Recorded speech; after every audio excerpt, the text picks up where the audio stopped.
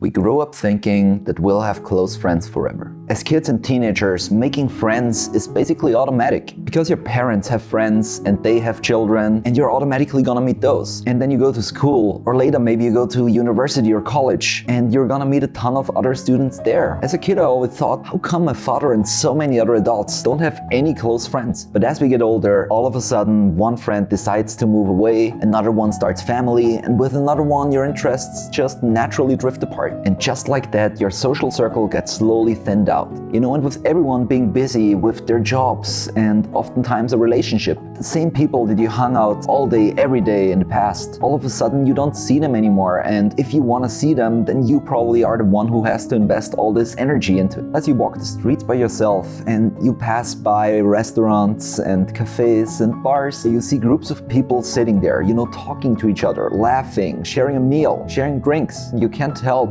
but feel a bit jealous. You know, in a situation like that where you feel lonely and where you find yourself thinking that you want to build a new or a little bit of a different circle of friends, it can be really easy to think that you are alone with that problem and everyone but you has this area of their life figured out. But that is a huge illusion. Statistics show clearly that the number of people that we consider close friends is decreasing alarmingly. For instance, the American Perspective survey of May 2021 showed a comparison in how many close friends Americans had in 1990 and then 2021. A whopping 12% of Americans report that they have no close friends anymore, and 49% say that they have 3 close friends or less. So the question is, if we struggle so hard to build close friendships as adults, what can we do about it? Just a few years ago, I found myself thinking about making new friends. You know, at first when that process happens, and it's a pretty natural process that happens in most people's life. At first you think, well, one friend moved back, yeah, that sucks, but yeah, it's not a big deal. I'm still gonna see them every now and then, you know, when I visit my parents at home and stuff, and we're gonna hang out and they're gonna come by. But all of that stuff gets less and less, and before you know it, you find yourself feeling really lonely. But you know, soon after that process happened, my relationship ended as well. This was a really hard time for me because it wasn't just that my friends, one by one, either moved away or started a family or were just too busy or we drifted apart with our mindsets and our interests and whatever. You know, at that time, I was also in a relationship, and my girlfriend back then, she wasn't just my partner, but also one of my best friends. So we also spent a lot of time together. And when that relationship ended, that was not just a breakup, but also a really important friend that got lost. And so all of a sudden, I found myself in a situation where I was more or less completely alone. Sure, I had some friends left, and I was still very grateful that I had these people in my life. But those were more my drinking buddies, you know, the people that I had a good time with, that I went out with together. But not necessarily my closest friends, not necessarily the people that I could confide in or that I could be vulnerable around. And so I went on a journey to fix this part of my life. And so in this video, I want to share with you completely openly and honestly what has worked for me throughout this journey and what hasn't. But before we jump into the tips, I have a question for you. What do you think why it is so hard to make friends as adults? Why is it so uncomfortable? Please share your thoughts in the comments. I'm really curious to hear what you think is going on. My first tip is that you should always share with the people that you already have in your life that you want to make new friends and why you want to make new friends. You know, you don't want to make your existing friends, your existing social circle feel like they aren't good enough for you anymore. Rather explain to them that you're looking for a different input in your life. You're looking to bring in a different energy. You're looking to bring in people for activities that they just don't want to do. When I first shared with some of my friends that I really wanted to make new friends and that I was feeling a bit lonely, I got a really positive response because some of them felt similar to how I felt. And that really gave me more motivation and the feeling that, hey, I'm not alone with this. You basically provide your existing friends with a mission to bring you along to activities that they get invited to. For instance, last year, a friend of mine was invited to a party and I knew no one there. But he was like, hey, I got this friend who is awesome and I think he would fit the group really well. Kind of bring him along. And they were like, yeah, of course, sure, we're excited to meet him. And so I met them, and now I know a couple of these people, and I sometimes do sports with them, or we go and have beer somewhere. It really was easy for me to meet these people because my friend brought me along and basically gave me that stamp of approval to show all these people there, hey, you know me, you think I'm awesome, so this is my friend, so my friend must also be awesome, right? Some of the best advice I've ever gotten on how to make new friends was from a pretty weird source, Jim Carrey. Back in the day, I watched Jim Carrey's movie Yes Man, and for those of you who don't know it, it's basically about a guy who makes a pact with himself, swearing that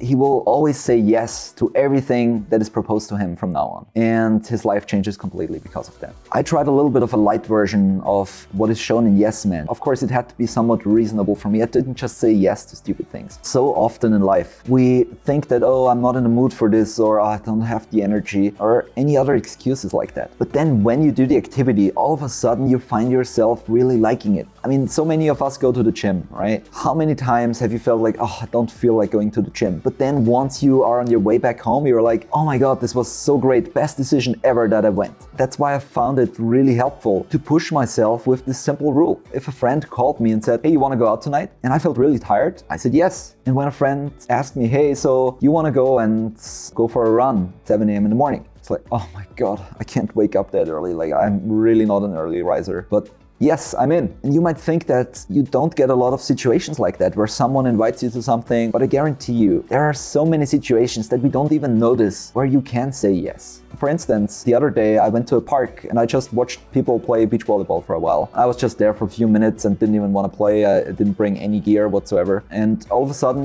one of them hurt themselves and there were 3 people and they needed a 4th. So they asked me, hey, do you want to play? And at first my instinct was, oh shit, how am I supposed to play with them? Like, I'm in my jeans, I'm not even warmed up. I'm probably gonna make a fool of myself. I'm gonna be sweaty and full of sand when I go back with public transport. And there were so many arguments against it. But because I had this rule in mind, I had to say yes and then join them. After we were done, we were hanging out there a little and we're talking, and they told me that there is a WhatsApp group for finding people to play beach volleyball with in that park. And they added me to the group. And from that, I sometimes looked into the group and I saw that people were like, hey, we're going there to play. We are looking for one more person who is free. I'm thinking of the yes men. Of course, I'm free. Yeah, I can join. All right, let's play. That was a super, super important step. And I think it's gonna do wonders for your life if you just apply this one tip. Whether a colleague asks you, hey, do you want to join us for lunch? Or, someone is like, hey, there's this concert on the weekends that I was planning to go to. Are you in the mood? Or someone's like, hey, I've got a long drive and could really use some company. Do you want to join me? Whatever it is, try giving it a shot. Another great tip is to frequent places that you enjoy. Whether it's a chess club or a bar or a cafe, a restaurant, some kind of gym, social club, whatever it is. If there is a place in your neighborhood that you enjoy going to, then I recommend that you go there all the time. Become a regular. Know all the people there. It feels so good when you go somewhere and people recognize you, especially if you live in a big city. Let's assume close to your place is a bar that you really like, and there seem to be people who are your age, who, are similar to you. And so you go there, and the first time you go there, you just have a drink and you leave. The next time you go there, you already talk to people a little bit. Maybe you sit at the bar and you talk to the bartender. Hey, what's your name? Hey, nice to meet you. Next time you go there again, maybe the bartender already knows your name. Hey, Julian, great to see you again. What do you want to drink? And then, next time he knows, hey, do you want the usual? And all of a sudden, you have built a little bit of a connection there. And that connection allows you to go a step further and turn it into a friendship eventually. At this point, it's so easy to start a conversation. Tell me the story of how you came to start this bar here. And people usually are super excited to talk about their story and what made them choose this path in life. Hey, and worst case, you know someone in a place that you enjoy who is treating you better than the average customer. Another thing I did that worked really well for me was I joined organized group activities. So for instance, in Vienna, we have the University Sports Institute, which is like a university organization that organizes all kinds of different sports classes. So if you are an academic or a student in Vienna or any other big city in Austria, then you can just say like, I want to play tennis, and there's going to be a course that you can join for very little money, and there are going to be other students and academics who also want to do that. And so it's very easy to join these group activities. I, for example, have done volleyball, I've done beach volleyball, now I'm playing paddle tennis. It's kind of a mix of squash and tennis. So I think these group activities, and whether it's learning how to fly fish or going to a theater class or learning how to dance, that is a great way that so many of our clients meet people through. There are so many group activities out there that are organized and that cost little to no money and that you can just join. And I really recommend that you start there and again, share that you did this activity because you enjoy it, but you don't really have someone to do it with. And so you wanted to also meet new people to do these new awesome activities that you want to bring into your life with. But joining activities isn't the only way. You can also host them. I think hosting is one of the best ways to extend your circle of friends. For example, recently a friend called me and was like, hey, I'm invited over to my friend Julia and her boyfriend for dinner. And I was like, oh, okay, that's awesome. Yeah, I mean, I know Julia loosely, but I've never met her boyfriend or anything. And I was happy family to come along with him. The meal was fantastic. Her boyfriend was a really nice guy, and we exchanged numbers and arranged to play tennis together eventually. A lot of people will think that at this point, like, all the work is done already. But a really important element in all friendships is reciprocity. And so if you only go there and you join that dinner, you have a really great time, you exchange numbers, whatever, that does nothing if you don't reciprocate eventually. So if I don't myself reach out to them and say, hey, I'm doing this and this, I want to invite you guys over for dinner, I'm thinking of going there to watch this concert or to go to the cinema, whatever it is. Now it's my turn to do an activity to invite them to and make sure that I keep the ball rolling. One way that a lot of people don't consider, but that is pretty obvious, I think, is to reach out to people who are in a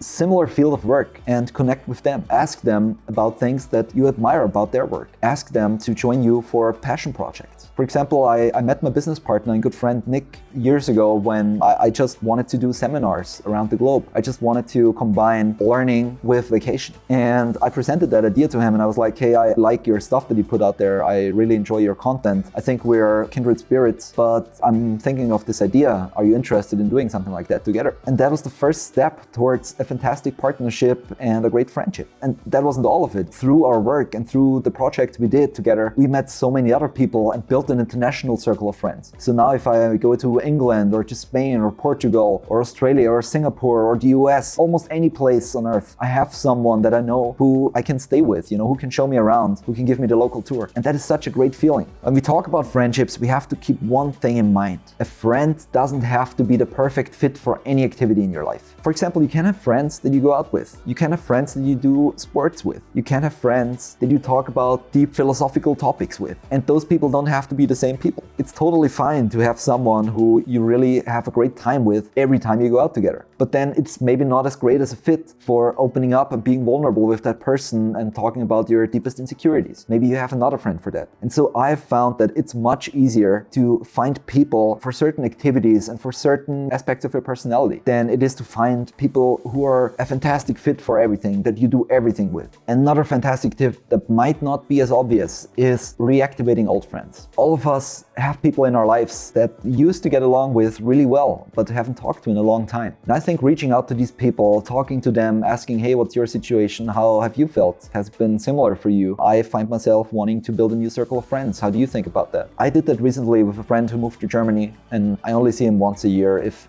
at all. And he was one of my closer friends growing up. And he told me that he and his girlfriend, actually, they want to meet new friends as a couple. And that's also a really hard process for them. So we also said, hey, we're gonna go skiing together. After my relationship ended, I was in a really desperate situation. I was spending all day alone because I'm working from my home office, so I don't have any colleagues to talk to. Yes, I'm on calls, but all my colleagues are in different countries. So it's all just work talk and, it's just not the same as if you connect in person and if you hang out in person. And so after work, I was really tired, but I still had to do the laundry and I still had to go grocery shopping and I still had to cook something. And then I still hadn't had any time for hobbies yet, let alone friends. And so, it was really important for me that I set up my life, I set up my week and my work schedule in a way that still allows me to maintain these social contacts. Because I knew that if I continue this way, if I just work every day 10, 11, 12 hours and then still have everything else left that I gotta do at home and all this stuff, then there's just no way that I can maintain a healthy social circle. There is no way that I can go and meet new friends. Again, this stuff is scary. I realize that. It's very hard at times and it can even feel super slow. But if you stick to it and apply some of the tips that I've given you in this video, then I guarantee you that next year at this time, you're gonna have reinvented your circle of friends and you're gonna find yourself having people in your life that you couldn't even have dreamed of a year earlier.